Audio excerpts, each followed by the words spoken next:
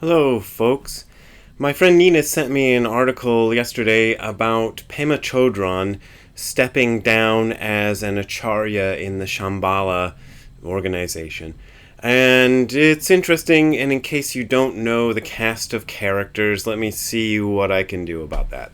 Pema Chödrön is a Buddhist teacher and author, born in 1936, an American, who has written a lot of books. The only one I think I read was When Things Fall Apart, which I liked, and every so often Nina, who's a big fan of Pema, brings in some quotes from her, and they always sound good. But Pema Chödrön was a student of a guy named Chogyam Trungpa Rinpoche, who I've brought up in this video channel before. He was the head of the Shambhala organization, the original head. He was a Tibetan Buddhist teacher who came from Tibet in the late 50s and settled in England first and then in America and started the Naropa Institute out there in Colorado and Boulder, I believe. And had a lot of scandals. Chogyam Trungpa was a heavy drinker and womanizer, and I don't even know if I have to say alleged anymore because it's been pretty much out there. Everybody says this stuff about him, and it sort of surprised me that somebody as good and as stable, especially a woman teacher, came out of that stuff, Pema Chödrön. At first I didn't realize that was her connection, was Chogyam Trungpa. Well, the reason she's stepped down as an acharya, which according to Wikipedia apparently is a translation of nun, but I don't know, I think it's, to me it feels bigger than nun, although it is literally nun, is because Chogyam Trungpa's son, Sakyong Mipham Rinpoche, I believe, Sakyong is what they call him, has also been involved in a lot of scandals, and I'll leave a link below to Tricycle Magazine's article about this. And what I discovered is this Tricycle Magazine article is like a rabbit hole. So there's links and links and links and links, and if you really want to know all the scandalous stuff about Sakyong Mipham, you can just follow it forever, it seems like. Well, you have to pay if you want to follow it forever, because now Tricycle Magazine has this paywall, so you can only get 3 articles for free, and then you have to pay for the other ones. So if you want to pay money, you'll get tons and tons of information, including allegations that he targeted previously sexually abused women as targets for his own new abuse and all sorts of stuff, and it's pretty sleazy and slimy. And the reason that Pema Chödrön has chosen to step down is because, well, at first there was going to be an investigation and Sakyong had kind of stepped back, but now Sakyong has stepped forward again, and according to Pema Chödrön, it looks like they're trying to pretend everything is business as usual, and she doesn't like that, and so she stepped down. Well, this move is largely symbolic. If Pema Chödrön wasn't already famous, maybe stepping down as an acharya would have some impact on her career and so forth and so on. But she's so famous now. She's been on Oprah's Super Soul Saturday, and she's the darling of everybody who's into that sort of thing. So it's not going to affect her career at all. It's mostly like a symbolic gesture, probably in support of other people, which is honorable, but it won't really affect her very much. And I decided I'd make this video about it, but what I want to say about it, I don't know. I don't want to jump on the Sakyong scandals because I wasn't there and I don't know. So I don't want to pretend I have insider information. It's just that the stuff coming out of it sounds pretty serious. It's not just small allegations that are coming out of it. So I assume something pretty heavy is going on, no matter whether it's all the allegations are 100% true and all that stuff. I don't want to get into that mess.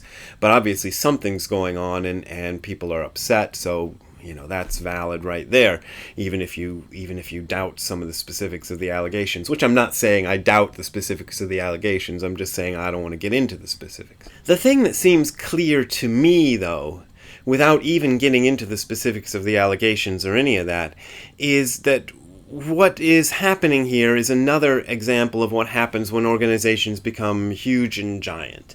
So if Pema Chödrön was simply an independent teacher, then she would need to resign as a nun because her connection with her teacher would have been just she received her ordination from him and then went and worked independently.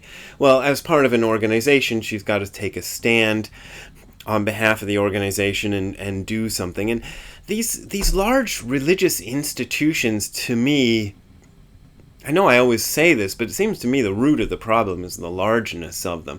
Of course, probably Sakyong has some specific problems of his own, but look at the whole thing.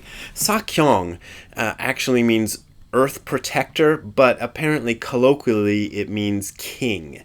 So if you appoint somebody as king of a very large religious institution, well, that carries a lot of power, and that power can corrupt people, and it can become a very ugly thing. And especially the hereditary nature of it. Sakyong is the son of Chogyam Trungpa Rinpoche, so it's like a dynasty being passed down through the family, and we all know what happens there in history, and it's never really very good. I mean, the best you can do is sort of something innocuous, but it can also go very, very bad, and I don't think that's a way to do things. I've always stayed away from these large institutions. My first teacher, Tim McCarthy, had no interest in it. Nishijima Roshi's interest in big institutions was always a little fuzzy to me, because he did set up something he called Dogen Sangha International, and he did ask me to be the head of Dogen Sangha International, and I accepted this honor for a couple of years. But basically when Nishijima Roshi passed away, I just said, okay, forget the Dogen Sangha International, you're all free, because it had become a thing.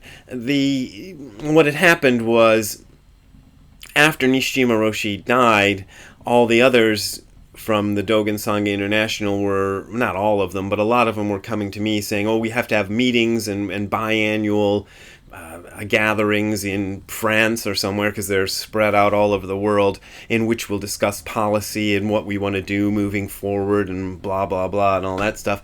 And I just thought, I did not get into Zazen practice in order to be the head of some organization that's going to meet biannually and discuss its policies and its plan for the future. So no thanks. And I told people when I resigned and dissolved it, I said, you're free to reorganize the thing if you want, and you can have the name Dogen Sangha International if you want, and you can claim whatever you want from it. I just don't want to have anything to do with it.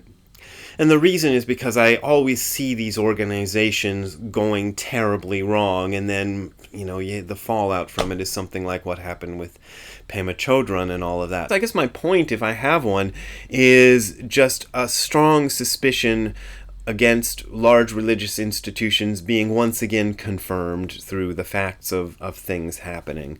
Shambhala has a lot of problems, and it's difficult for them to resolve these problems because there's a whole lot at stake. There's a big organization with a lot of money and a lot of membership and a lot of things, and they've got Lion's Roar magazine, and they got various institutions like Naropa out there to support, and all this other stuff and all this infrastructure. They've got to think about keeping going or not keeping going, and when somebody as prominent as Pema Chödrön comes out and says, I'm leaving this organization, well, it's going to hurt the bottom line for the company, and who knows what happens to Naropa now, and who knows what happens to Lion's Roar magazine, and all these people who are getting salaries, and everything is a huge massive thing, and at the heart of it are people who just want to do a meditation practice and learn about a tradition. And then you get them mixed up in all of this stuff that has nothing to do with that by making it part of a big organization that has all this stuff that's got to fit together and hold together somehow. So I don't know what my advice to you is, dear listener.